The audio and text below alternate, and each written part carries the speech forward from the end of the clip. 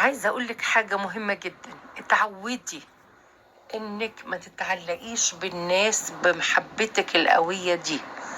الناس بتيجي بتتغير في أوقات كتير وفي مواقف كتير وبتنسحب وبتمشي من حياتنا. بنمر بحياة وبأمور كتير في كل مجال وفي كل حياتنا.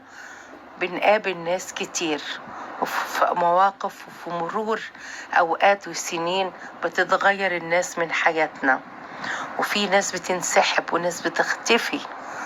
فمش عايزاكي أبدا تحطي محبتك وقوتك وتشجيعك وحياتك على الناس. لا، تاخدي كل الأمور دي من ربنا، وانتي هتكوني قوية واخدة محبة وشجاعة من ربنا وقوة.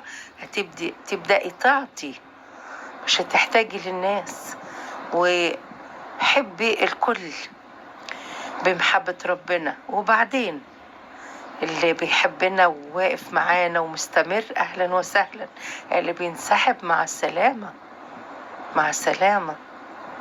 بس ما زعلش واكون شجاعة واعرف اني اكبر وانمى في النعمة ومع ربنا واتقوى طول ما انا ماشية في الطريق وفي حياتي. طريق حياتي لازم اعرف كده.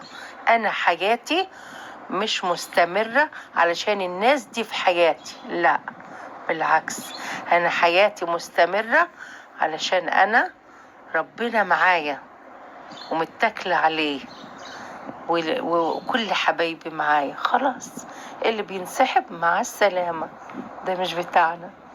خلاص جه وقته لازم هيمشي من حياتنا. كوني شجاعة وخلي بالك لنفسك ولقلبك وروحك ونفسيتك. انتي جميلة، انتي شجاعة، افرحي.